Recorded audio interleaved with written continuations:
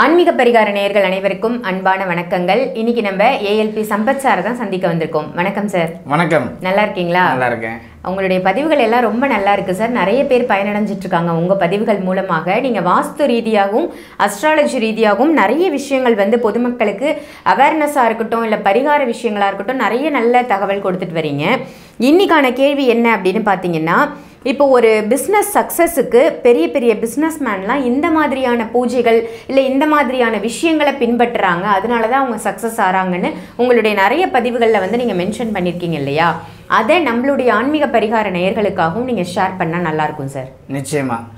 அதாவது ஒரு விஷயத்தை மக்கள் தெளிவாக தெரிஞ்சுக்கணும்.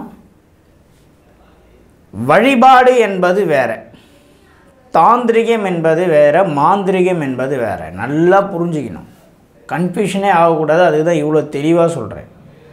நான் போய் பூஜை பண்ணேன், நான் போய் 1 கோடி ரூபாய் கொடுத்து பரிகாரம் பண்ணேன், என் பிஸ்னஸ் டெவலப் ஆகலன்னு யாரும் கேட்கக்கூடாது. ஏன்னா தாந்திரிகம் வேறு, மாந்திரிகம் வேறு, இரண்டுத்துக்கும் வழிபாடு வேறு. இது மூணுத்துக்கும் நல்லா பிரித்து பார்க்க தெரிஞ்சிருக்கணும். உங்களுடைய பிஸ்னஸில் ஒரு உச்சக்கட்டம் ஒரு காலகட்டத்தில் இருக்கீங்கன்னா, இன்னொரு காலகட்டம் டவுனான காலகட்டங்கள் வரும்.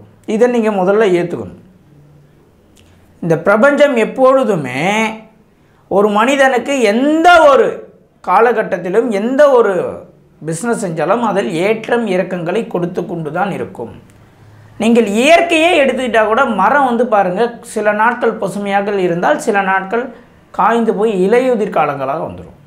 நதிகளை எடுத்துக்குங்க, சில மாதங்கள் நதியில் தண்ணி ஆர்ப்பரித்து ஓடும், சில மாதங்கள் வறண்டு கிடக்கும். அப்போது நிலம், நீர், காற்று, நெருப்பு, ஆகாயம் என்ற தத்துவம் இயற்கை என்னை உணர்த்தது என்றால், மனிதனாகிய உனக்கு என்னவோ அதே தான் எனக்கு அப்படின்றத உணர்த்துது. இதை நீங்கள் நல்லா புரிஞ்சுக்கணும். அப்போது வாழ்க்கையில் மிகப்பெரிய சாதனையாளராக இருக்கின்ற யாராக இருந்தாலும் லெஜண்ட் எடுத்துக்கிட்டிங்கன்னா, அவங்களுடைய வாழ்க்கையிலும் ஏற்ற இறக்கங்களாகவே தான் வாழ்ந்திருக்காங்க. இங்கே யாருமே ஒரே ஏற்றமாக யாரும் வாழ்ந்ததா சரித்திரம் கிடையாது. இப்போ 150 கிலோ ஒருத்தர் வெயிட் இருக்கார், அவர் வெயிட் லாஸ் ஆகணும் அப்படின்னா 150 கிலோலேருந்து 5 கிலோவாக குறைஞ்சாருன்னா அவருக்கு நல்லது. இல்லை அவர் உடனே வெயிட் லாஸ் ஆகணும்னு ஆசைப்பட்டு ஏதோ ஒரு மெடிசனையோ ஏதோ ஒரு பவுடரையோ யூஸ் பண்ணி திடீர்னு 50 கிலோ 60 கிலோ ஒரே டைமில் வெயிட் லாஸ் ஆனார்னா அவருடைய ஹார்ட் பீட் அதிகமாகி உயிரிழந்து போயிடுவார். அப்போது பிரச்சனைகளும் எப்பொழுதும் ஒரு மனிதனுக்கு படிப்படியாக தான் குறைய வேண்டும். அப்போ தான் அது நிரந்தர பிரச்சனைக்கு தீர்வாக இருக்கும். ஒரு பிரச்சனை ஒரே டைமில் ஷார்ட்டில் ஒரே செகண்டில் ஒருத்தர் கிளியர் ஆகுதுன்னா அது நிரந்தரமான தீர்வு கிடையாது. மீண்டும் அந்த பிரச்சனை முளைக்க போகுது என்று நீங்கள் புரிந்து கொள்ள வேண்டும். சரி, ரைட். இப்போது என்ன விஷயம் அப்படின்னா, பிஸ்னஸ் பண்ணுறேன் சார், ஓகே, ஏற்றத்தாழ்வுகள் வருது, ஓகே. ஏற்றத்தை ஏற்றுக்கொள்ளிய மனப்பான்மையுடைய நீங்கள் இரக்கத்தையும் ஏற்றுக்கொள்ளக்கூடிய மனப்பான்மையை உருவாக்கிக்கணும். இதை நீங்கள் தெளிவாக புரிஞ்சுக்கிங்க. இன்னொன்று சார், இப்போ இறங்கி போச்சு, ஏதோ ஒரு பிஸ்னஸ் பண்ணுறீங்க, லாஸ் ஆகும். இப்போ இந்த லாஸ் ஆகிறத எப்படி நீங்கள் அதிலிருந்து வெளியே வரத்துக்கு என்ன மாதிரியான பூஜை செய்யணும் அப்படின்னா, ஒவ்வொரு பிஸ்னஸ் மேனுமே செல்லக்கூடிய ஒரு இடம் எதுனா விஜயவாடா கனகதுர்கை. ரெண்டாவது, அங்கே குங்குமார்ச்சனை பண்ணணும்னு சொல்லி நான் சொல்கிறேன். நீங்கள் ஸ்ட்ரைட்டாக போய் விஜயவாடாவில் போய் குங்குமார்ச்சனைக்கு டிக்கெட் கேட்குறீங்க, அப்படி பண்ணக்கூடாது.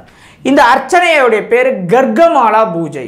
கர்கமாலா பூஜை என்பது நீங்கள் ஆன்லைனில் 2 மாதம் 3 மாதத்துக்கு முன்னாடியே குங்குமார்ச்சனைக்கு டிக்கெட் புக் பண்ணணும். அந்த கோவில் கட்டணம் 5116 ரூபாய். நீங்கள் உங்களுடைய கோத்திரத்தையும் உங்களுடைய நட்சத்திரத்தையும் உங்களுடைய ஃபோன் நம்பரையும் பதிவு செய்து புக் பண்ணிக்க வேண்டும். ஒவ்வொரு பிஸ்னஸ்மேனும் பெரிய பெரிய பில்லியனர்ஸும் பிக் ஷாட்ஸ் எல்லாருமே விஜயவாடா கனகதுர்கையிடம் 6 மாதத்துக்கு ஒரு வாட்டி, வருஷத்துக்கு ஒரு வாட்டி குங்குமார்ச்சனை பண்ணி அவர்களுடைய பிஸ்னஸை பெரிய லெவலில் கொண்டு போகிறத நான் கண்கூட பார்த்துட்ருக்கேன்.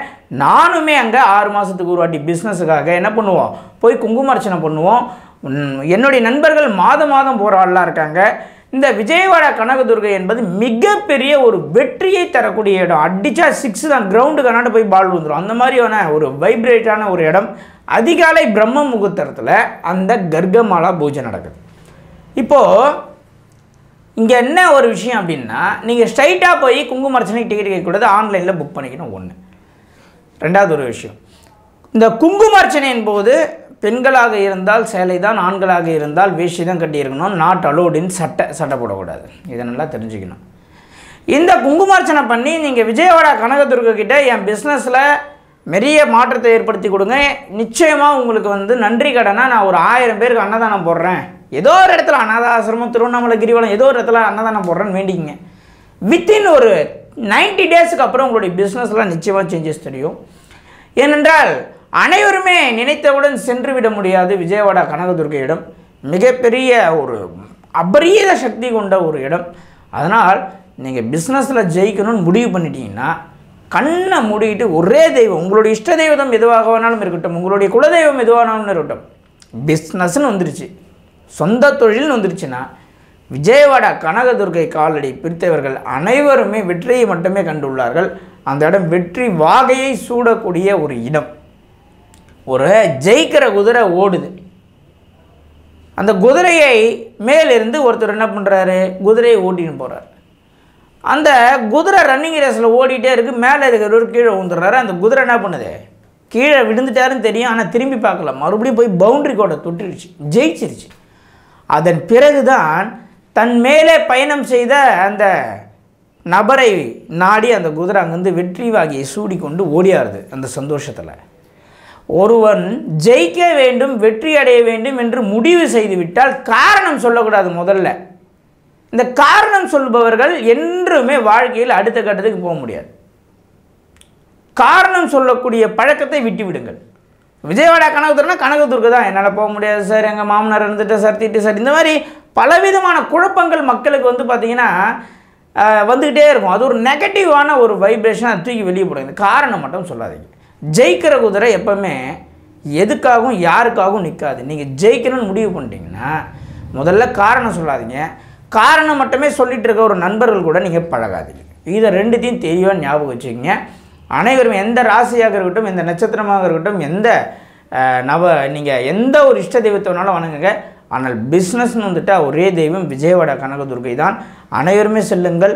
விஜயவாடா கனகதுர்கைக்கு போய் நீங்கள் கர்கமாலா பூஜை பண்ணுறதுக்கு முன்னாடி 2 மாதத்துக்கு முன்னாடியே நீங்கள் டிக்கெட்டை புக் பண்ணிடணும். இந்த வீடியோ பார்த்துட்டு டைரெக்டாக அங்கே போயிட்டு டிக்கெட்டு கேட்டு ஏமாந்து போயிடாதீங்க. அந்த அம்பாளுடைய அனுகிரகத்தால் உங்கள் பிஸ்னஸில் இருக்கக்கூடிய ஏற்ற இறக்கங்கள் எதுவாயினும் அது நிச்சயமாக சரியாகிவிடும். இது கண்கூட பார்க்கக்கூடிய ஒரு விஷயம். அனைவரும் பலனடைய வேண்டும், பயனடைய வேண்டும். சார், இப்போ நீங்கள் ரொம்ப அழகாக விஜயவாடா கனகதுர்காவுக்கு கட்கமாலா அர்ச்சனை பண்ணணும் பிஸ்னஸில் ஜெயிக்கணும்னா அப்படின்னு சொன்னீங்க. இது ஒரு நல்ல விஷயம். இப்போது வாஸ்து ரீதியாக வந்து பிஸ்னஸ் லாஸ் அப்படின்றது எதனால் சார் வரும்? தென்மேற்கு என்ற ஒரு பகுதி பாதிக்கப்பட்டால், கணவனுக்கும் மனைவிக்கும் இடையே அந்நியம் குறைவு ஏற்பட்டால், ஒரு மனிதனுக்கு தங்கச்சியோ அக்காவோ இருந்து அந்த அக்கா தங்கச்சிகளுடைய மனவேதனையை ஒரு நபர் சம்பாதித்து விட்டால் நிச்சயமாக பிஸ்னஸ் லாஸ் ஆகும். நீங்கள் நிறைய செக் பண்ணி பாருங்கள். அக்கா தங்கச்சியோடைய பேரில் பிஸ்னஸ் பண்ணுறவன், அக்கா தங்கச்சியை நல்லா பார்த்துக்கிறவன், அக்கா தங்கச்சிக்கு எல்லாம் செய்கிறவன், மனைவியை வந்து எல்லாம் நல்லா வச்சுருக்கிறவங்க, இவங்களுக்கெல்லாம் பிஸ்னஸ் மேக்ஸிமம் லாஸ் ஆகிறது ரொம்ப கஷ்டம். அப்படி லாஸ் ஆனாலும் ஒரு குறுகிய காலகட்டம் மறுபடியும் ரெக்கவர் ஆகிடுவாங்க. ஏன்னா தென்மேற்கு மூளை பாதிக்கப்பட்டால் மிகப்பெரிய பிஸ்னஸ் லாஸை கொடுக்கும். வாஸ்து ரீதியாக, உறவுகள் ரீதியாக மனைவி அக்கா தங்கச்சி பாதிக்கப்பட்டால் பிஸ்னஸ் லாஸ் ஆகும். இதை ரெண்டுத்தையும் நீங்கள் கணக்கில் எடுத்துக்க வேண்டும். எப்பொழுதெல்லாம் தங்கைக்கும் உங்களுக்கும் அக்காவுக்கும் உங்களுக்கும் ஒரு பிரச்சனை வருது, அப்போல்லாம் பிஸ்னஸில் ஒரு பிரச்சனை வரப்போகுதுன்றதோடைய பிரபஞ்சத்தோடைய அறிகுறியாக நீங்கள் அதை எடுத்துக்கொள்ள வேண்டும். இது வந்து சகோதரிகளுக்கு மட்டும்தான் பொருந்துமா, இல்லை சகோதரர்களும் இதில்? இல்லை, சகோதரர்கள் வரமாட்டாங்க. அண்ணன் தம்பிக்கு பிரச்சனைனா கிடையாது.